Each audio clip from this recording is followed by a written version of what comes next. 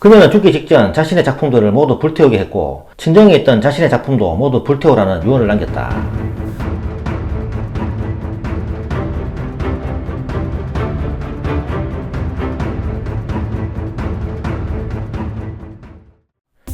조선 최고의 여류시인 허난설은 편입니다. 1563년 명종대에 태어나서 1589년 선조 때까지 26세를 살았다. 허난설은 강원도 강릉에서 동지 중추부사를 지낸 허엽과 후처였던 강릉 김씨사이에서 태어났다. 그녀의 아버지 허엽은 강릉 초당의 맑은 물로 두부를 만든 초당두부로 유명하였는데 그녀에게는 이복오빠인 허성과 두 언니, 동복오빠인 허봉과 동생 허균이 있었다. 그녀는 홍길동전의 저자로 유명한 허균의 바로 위 동복 누나였다. 원래 이름은 허초이이고 난설은은 그녀의 호이다. 그녀의 집안은 아버지와 자녀들이 모두 문장에 뛰어나 당시 세상 사람들은 아버지 허엽, 오빠 허성, 허봉, 동생 허균, 그리고 허난설은을 허씨 오문장이라고 불렀다. 이들 형제들은 사이도 좋아 허난설은은 어릴 때부터 오빠와 동생들 사이에 끼어 어깨너머로 글을 배웠다. 그녀는 용모도 아름다웠다고 하며 신동이라고 불릴 정도로 글재주도 뛰어나 8살 때에 광안전 벽옥루 상량문을 지어 세상 사람들을 깜짝 놀라게 하였다. 이 글은 집을 지을 때 대들보를 올리며 건물이 잘 지어지기를 바라며 썼던 글로 허난설은은 신선세계에 있는 상상의 궁궐인 광안전 벽옥루의 상당식에 자신이 초대받았다고 상상하면서 이 글을 지었다. 이 글은 당시 사람들의 입에 오르내렸으며 멀리 중국에까지 전해지기도 하였다. 이런 딸의 재주를 아깝게 여긴 허엽은 그녀에게 직접 글을 가르치고 서예와 그림도 가르쳤고 오빠 허봉은 자신의 친구이자 당대 최고의 시인이었던 송곡 이달에게 그녀와 동생 허균이 함께 글과 시를 배울 수 있게 하였다. 그리하여 난설은의 시풍은 일찍이 오라버니 허봉과 스승 이달의 영향을 받아 주위의 사물을 매우 정감있게 묘사하고 시어에 있어서도 평이하고 간결하면서도 자연스러운 점이 특징이었다. 14세인 1577년 허난설은은 집안의 조선으로 1살 연상의 안동김씨 김성립과 혼인하였다. 김성립의 아버지 김첨과 허봉이 강당의 동창이었고 또한 각별히 사이가 좋았으므로 혼담이 이루어졌다. 허난설은이 결혼할 때 야사가 전해진다.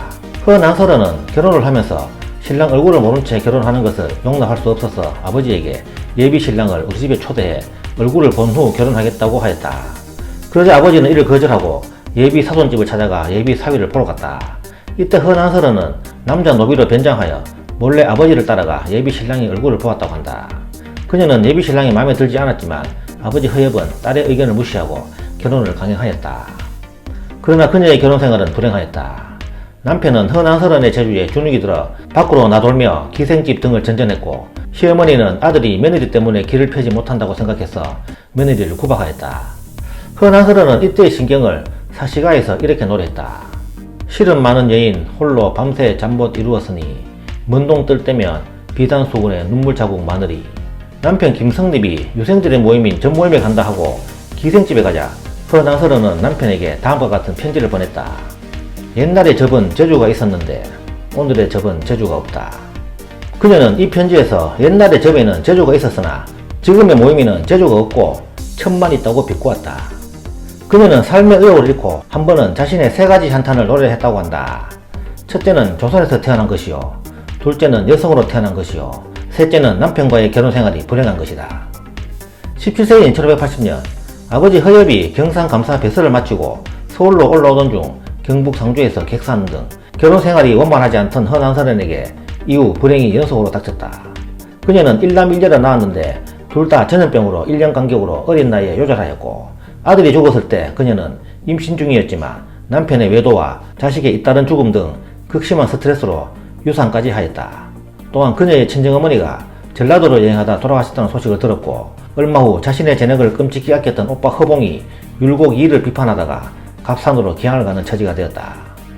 이후 오빠 허봉은 기양에서 풀려난 후에도 한양으로 들어갈 수 없어 술로 세월을 보내다가 1588년 37세의 나이로 사망하였다.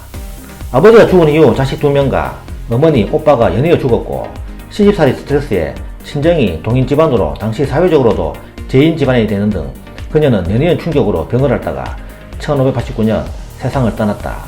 향년 26세였다.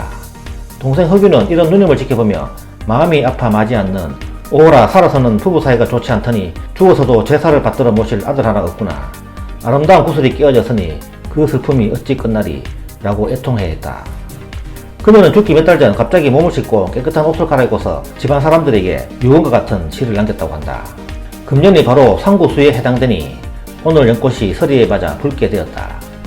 그녀는 죽기 직전 자신의 작품들을 모두 불태우게 했고 친정에 있던 자신의 작품도 모두 불태우라는 유언을 남겼다.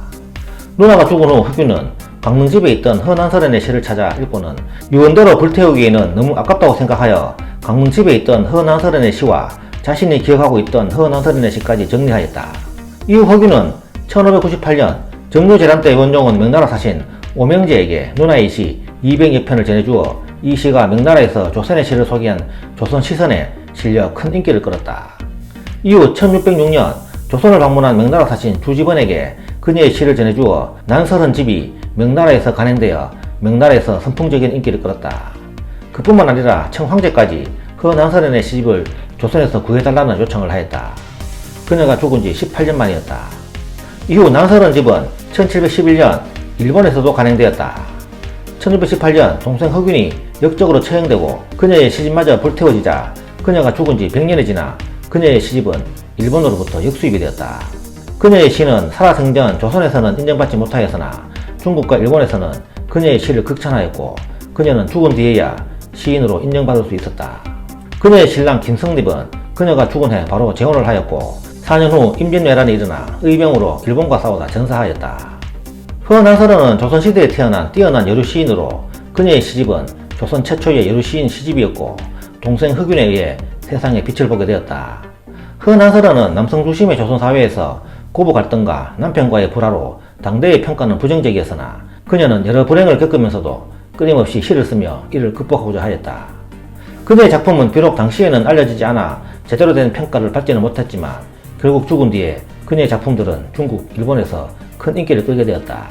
또한 조선 후기 사대부 지식인들 사이에서도 재평가되어 그녀의 작품성과 천재성에 대한 평가가 나타나기 시작하였다. 허난설의 묘는 경기도 광주시 초월읍 지월리에 있다. 원래는 현 위치에 500m 우측에 있었으나 1985년 중부고속도로가 나면서 동중 땅을 한국도로공사에 희사하고 이곳으로 묘역 전체를 이전했다고 한다. 시비에는 요절한 두 자녀를 애도하는 허난설의 곡자시가 새겨져 있으며 시의 대상인 두 자녀의 무덤이 난설은묘 좌측 전면에 나란히 있다. 지금까지 허난설은 편이었습니다. 감사합니다.